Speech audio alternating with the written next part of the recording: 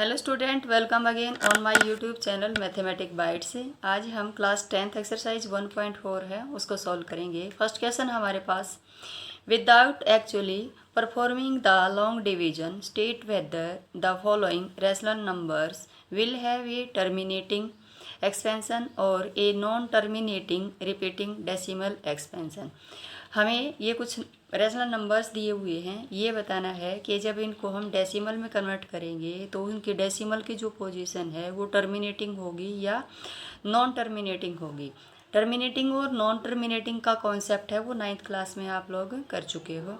तो हमारे पास जो फर्स्ट पार्ट है वो है 13/3125। तो हमें इसको क्या करना है कि इसका जो डिनोमिनेटर है उसके फैक्टर कर लेने हैं हमें। तो जब हम डिनोमिनेटर के फैक्टर करेंगे, प्राइम फैक्टर करेंगे, तो 3100 जो 25 है उसके जो हमारे फैक्टर होंगे वो 5 है, वो 5 टाइम आएगा यानी 5⁵ और इसको हम लिख पाएंगे 13/5⁵ मल्टीप्लाई 2�0। हमने एक आइडेंटिटी पढ़ी है कि a⁻0 है उसकी वैल्यू 1 होती है, इसलिए 2⁻0 का मतलब क्या है कि multiply 1।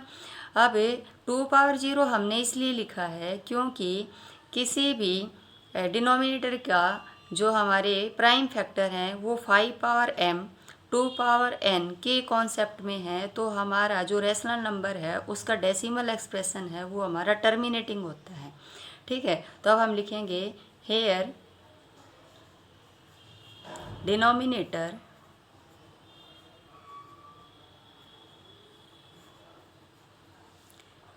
Equal to 2⁻0 multiply 5/5 which is in the form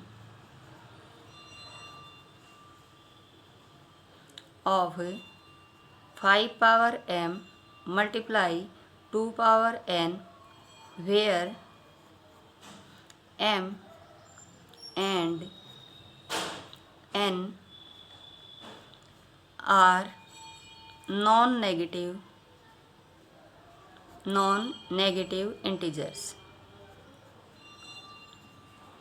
अब ये नॉन नेगेटिव इंटीजर्स हैं, हमारे इस फॉर्म में हैं। तो मैंने अभी आपको बताया अगर ये इस फॉर्म में आते हैं तो हमारा जो रैशनल नंबर है वो क्या होगा, टर्मिनेटिंग। इसलिए 13/3125 है वो हमारा क्या है, टर्मिनेटिंग है।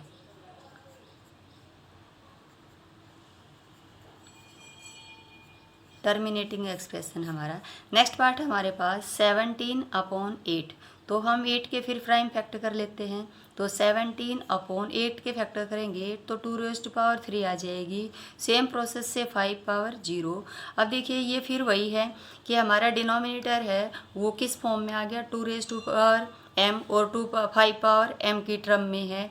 ठीक है, तो 17/8 इज टर्मिनेटिंग। नेक्स्ट पार्ट हमारे पास 64 डिवाइडेड बाय 455। अब हम इसके फैक्टर करेंगे तो 64/5 मल्टीप्लाई 7 मल्टीप्लाई 13 ये हमारे क्या आएंगे, इसके प्राइम फैक्टर आएंगे। तो अब आप लिखेंगे here denominator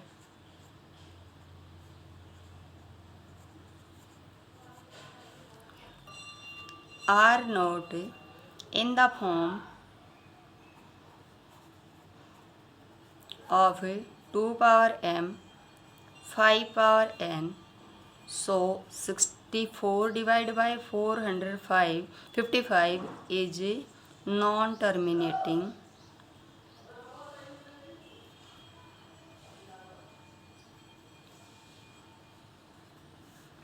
and repeating।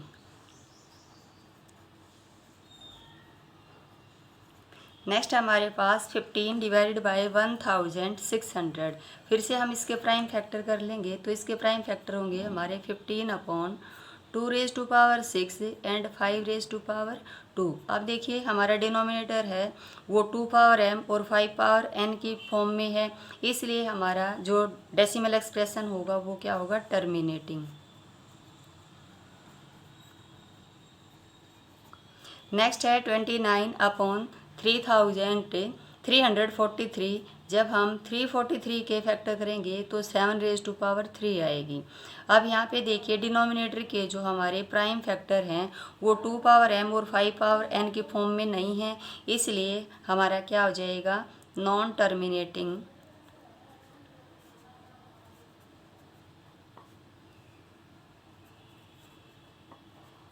And repeating.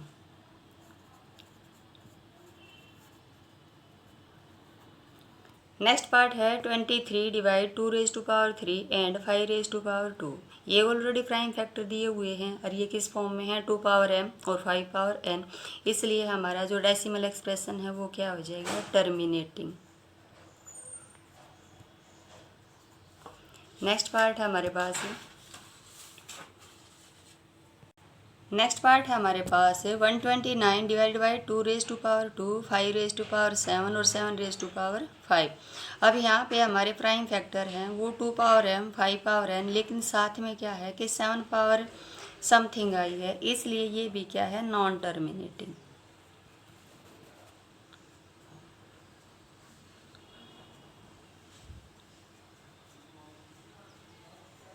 And repeating.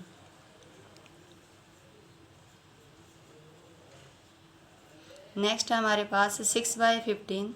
जब हम 15 के फैक्टर करेंगे तो 3 5 जा 15, लेकिन 3 2 जा 6, तो हमारे पास क्या आ गया, 2/5। अब क्या इसको लिख सकते हैं हम 2/5 पावर 1 और 2⁻0। अब ये 2 पावर m और 5 पावर n के टर्म में है, इसलिए ये क्या हो जाएगा, टर्मिनेटिंग।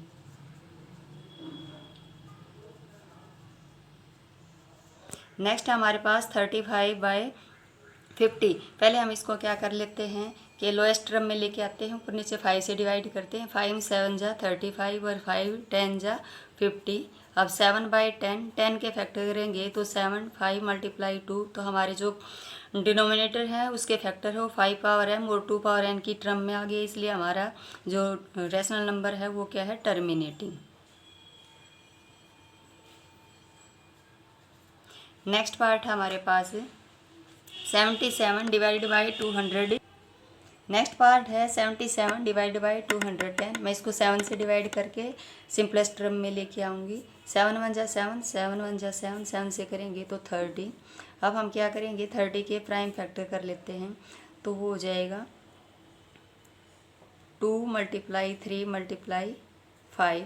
अब ये देखिए हमारे 2 पावर m, 5 पावर n है, लेकिन साथ में क्या है, एक एक्स्ट्रा प्राइम फैक्टर है वो 3 है, इसलिए हमारा क्या हो जाएगा, नॉन टर्मिनेटिंग।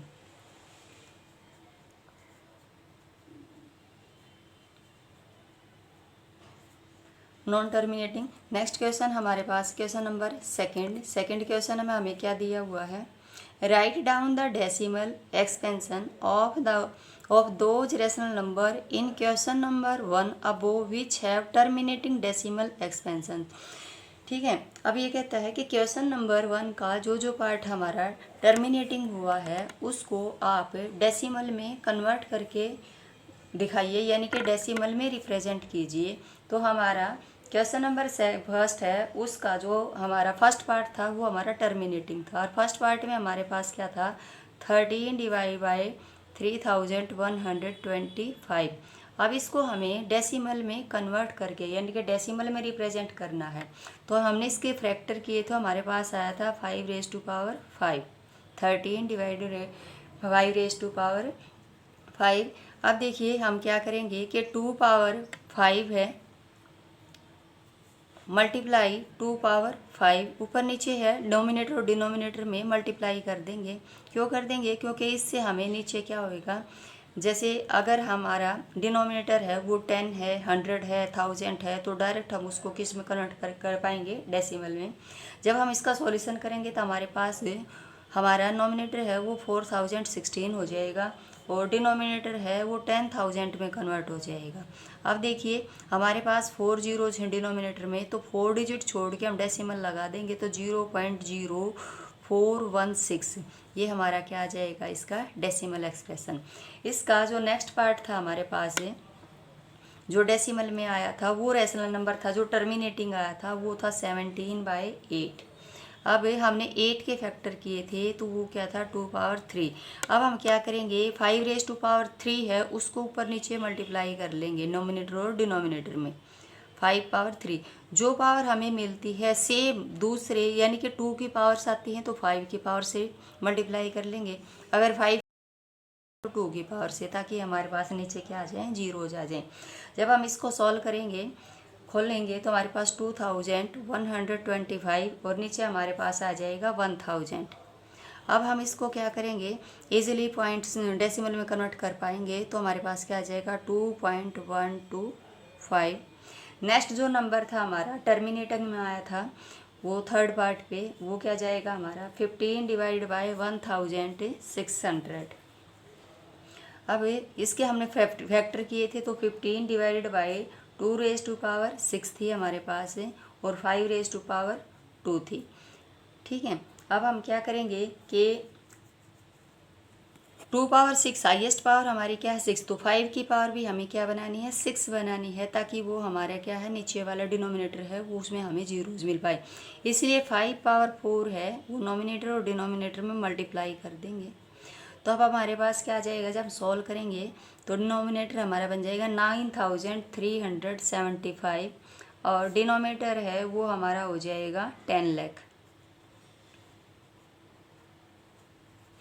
अब इसका जब डेसिमल एक्सप्रेशन करेंगे तो हमारे पास 6 डिजिट होनी चाहिए, 4 हैं तो 0.009375 ये क्या हो जाएगा, इसका डेसिमल एक्सप्रेशन हो जाएगा।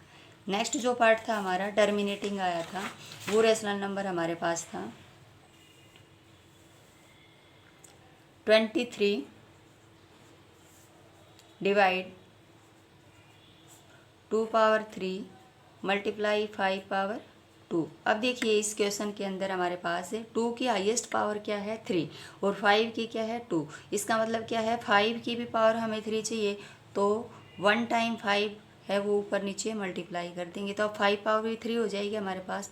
जब हम डिनोमिनेटर सॉल्व करेंगे तो 115 आ जाएगा और डिनोमिनेटर को सॉल्व करेंगे तो 1000 हो जाएगा और डेसिमल में कन्वर्ट करेंगे तो 0.115 हो जाएगा। नेक्स्ट जो हमारा रेशनल नंबर था वो हमारे पास था जो टर्मिनेटिंग में आया था वो था 6/15। अब हमने इसको सिंपलेस्ट फॉर्म में लिखा था 2/5 3 से डिवाइड करके। अब 5 पावर 1 है, इसका मतलब 2 पावर 1 से नोमिनेटर और डिनोमिनेटर में मल्टीप्लाई करेंगे तो यहाँ से क्या आ जाएगा 4/10 और इसको डेसिमल में कन्वर्ट करेंगे तो क्या आ जाएगा 0.4। नेक्स्ट जो रेशनल नंबर था हमारे पास जो टर्मिनेटिंग मिला था हमें वो था 35 डिवाइडेड बाय 50। अब हम इनको इसको सिंपलेस्ट फॉर्म में लेके आए थे तो वो अब हमने क्या किया था, इसको 5 से डिवाइड किया था तो 7/10 मिला था। अब इसको हम डायरेक्ट कुछ भी मल्टीप्लाई करने की रिक्वायरमेंट नहीं, क्योंकि हमारे पास 10 है तो डायरेक्ट डेसिमल लगा देंगे 0.7। ये था हमारा question number second. Question number first के ये हमारे 6 पार्ट थे जो टर्मिनेटिंग थे, उनको हमने डेसिमल एक्सप्रेशन है उसमें कन्वर्ट कर दिया। नेक्स्ट हमारे पास क्वेश्चन नंबर 3। क्वेश्चन नंबर 3 में हमारे पास क्या है, The following real numbers have decimal expansion as given below. In decide whether they are rational or not. If they are rational and of the form p by q, what can you say about the prime factor of q? यानी कि आपको ये decimal expressions दिए हुए हैं, आपको ये decide करना है कि ये रैशनल हैं या नहीं। अगर रैशनल हैं तो उसकी p बाई क्यू की फॉर्म के बारे में आप क्या कहेंगे। अब देखिए हमारे पास ये क्या है कि ये एक टर्मिनेटिंग डेसिमल है। टर्मिनेटिंग डेसिमल है तो ईजिली हम इसको लिख पाएंगे 4 3 1 2 3 4 5 6 7 8 9। इसका डेसिमल ऑफ कर देंगे हम तो हमारे पास कितने डिजिट्स हैं यहाँ पे 9, तो 9 टाइम 0 हो जाएंगे। अब देखिए ये क्या हमारी पी बाई क्यू की फॉर्म में है। अगर ये पी बाई, तो वो रेशनल नंबर जिसको हम पी बाई क्यू की फॉर्म, वो हमारा कोई भी नंबर जिसको हम पी बाई क्यू की फॉर्म में रिप्रेजेंट कर सकते हैं, तो वो हमारा क्या है, रेशनल है। तो ये जो गिवन डेसिमल है वो क्या है, रेशनल नंबर है हमारा। अब आगे वो क्या कहता है, अगर ये रेशनल है तो what can you say about the prime factor of Q. तो आप क्यू के जो प्राइम फैक्टर करोगे उसके बारे में आप क्या कह सकते हैं।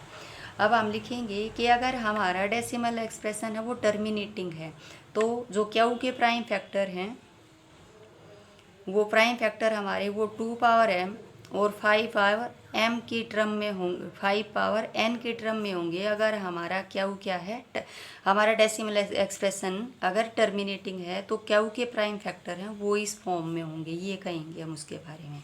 नेक्स्ट हमारे पास है 0.120 1200 1200। अब ये देखिए ये क्या हमारा नॉन टर्मिनेटिंग है, ठीक है। Non terminating and non repeating हमारे पास क्या है कि here decimal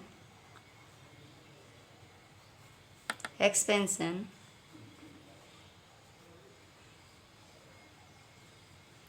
is non terminating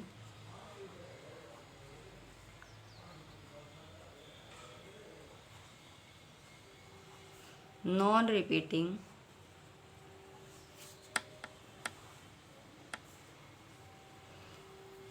so decimal is not rational।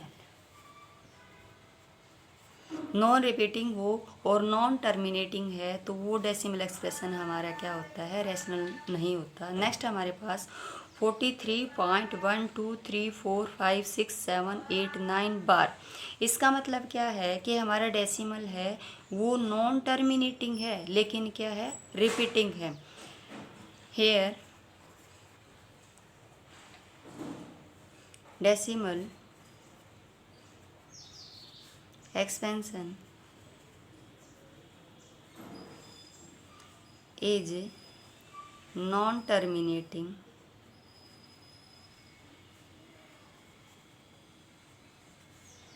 but repeating,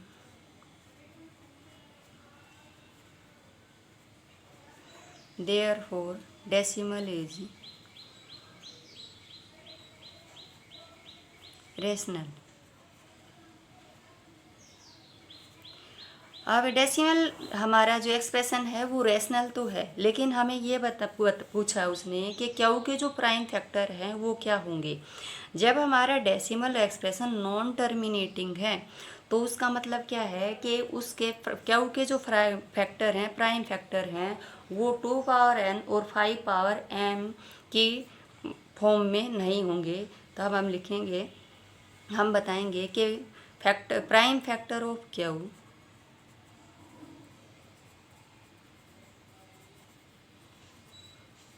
are not in the form of 2 power m and 5 power n। तो इसका मतलब क्या है कि अगर हमारा डेसिमल एक्सप्रेशन है वो नॉन टर्मिनेटिंग है लेकिन रिपीटिंग है, तब वो रेशनल तो होगा, लेकिन उसके जो डिनोमिनेटर है या उसका जो क्यू है उसके प्राइम फैक्टर है वो 2 पावर m और 5 पावर n की फॉर्म में नहीं होंगे। तो इसके साथ ही हमारा क्वेश्चन है यहाँ पे कंप्लीट होता है। Thank you and stay tuned for more.